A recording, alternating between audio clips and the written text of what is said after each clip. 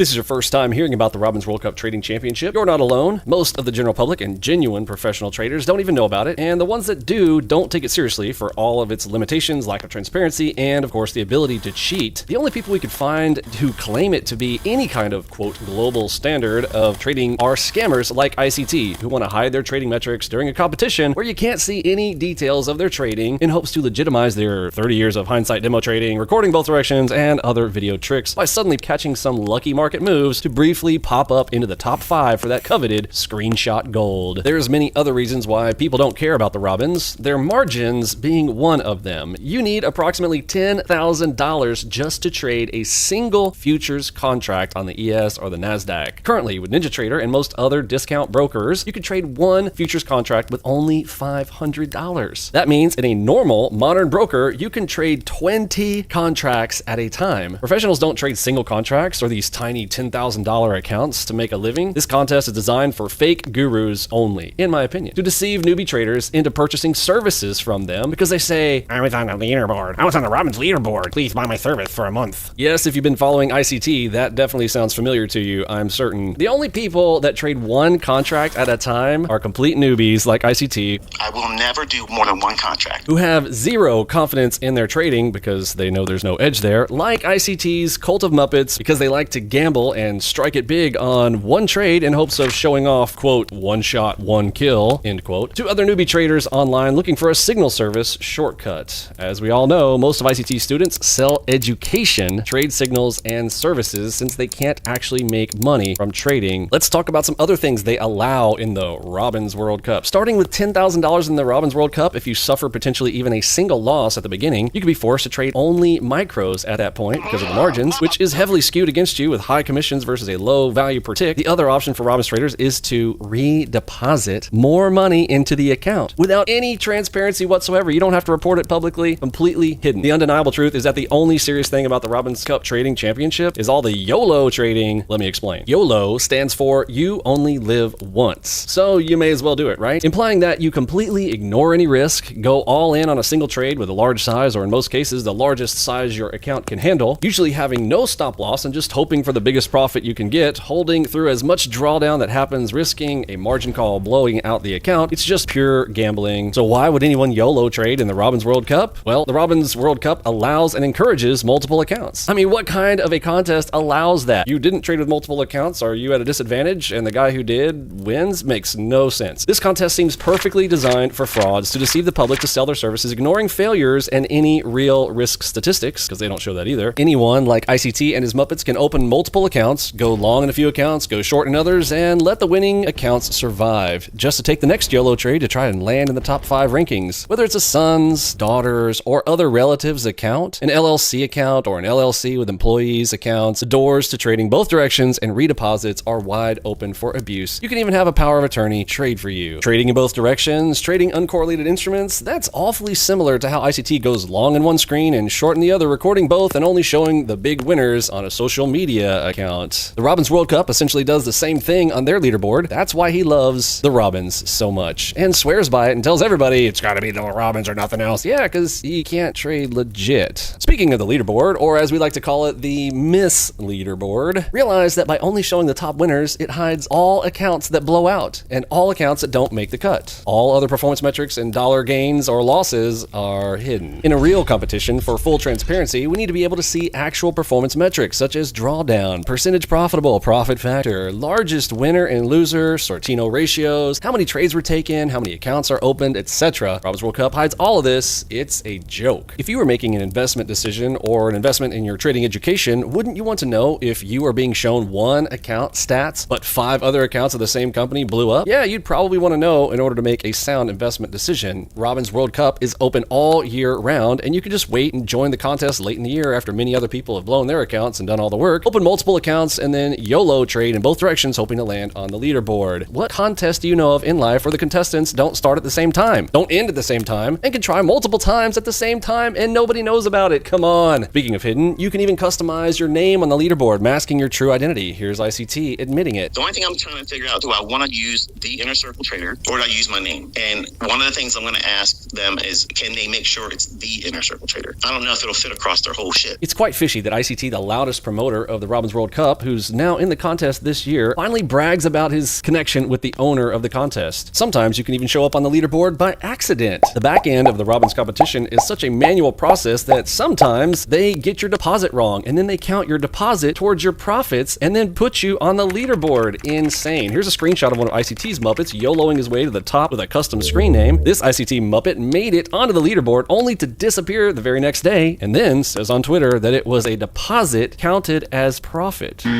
All the administrative work behind the scenes is probably done manually by one of the Robbins family members and not automatically by computer, so it's highly likely that there are errors and omissions with the account statements, withdrawals, deposits, leaderboard figures, and who knows what else. Robbins Cup is a for-profit business after all, trying to make as much money as possible. It's in their best interest to have more accounts, more blowouts, more deposits, and of course more publicity. They don't care about transparency, and they don't care who joins their contest or when they join, apparently. Robbins World Cup specifically says in their fine print, which is still dated 2022 on their website, by the way, that entrant shall not, and agrees not to, either alone or in concert with others, use the championship or his or her participation in the championship for promotional purposes unless approved in advance in writing by sponsor. If entrant violates this provision, entrant may be disqualified from competing in the championship or future championships at sponsor's sole discretion. ICT has already repeatedly tarnished the Robbins World Cup brand on Twitter, YouTube, Telegram, and has repeatedly benefited himself by mentioning Robbins World Cup for over a decade every year now. Yet Robbins is still letting him trade in the contest at their discretion? Where's their integrity? The Robbins World Cup has a muddy history of shady characters adorning their rankings, like take Larry Williams, for example, who turned $10,000 to over $1.1 million or 11,300% in the 1987 World Cup Championship of the Futures Trading Division in the Robbins. Or did he? They hid all of his trading stats, and it's virtually impossible to get that return now with the lower leverage, margins, and volatility available. Larry Williams even admits that it was luck. I'm a cowboy trader. Either I'm hot or I'm cold. I'm erratic. Until I learn to control that, I have to be real careful about managing large amounts of public funds. The NFA actually fined the Robbins directly, as well as Larry Williams, for deceptive and unbalanced promotional materials that Robbins put out in the Futures Trading magazine and others by not reporting to potential clients that while his personal accounts in a promotional 1987 contest, which Robbins also stepped in and helped move his trades around for him to save his account and promote it, was very profitable, gaining $902,595. His managed accounts for clients lost over $6 million.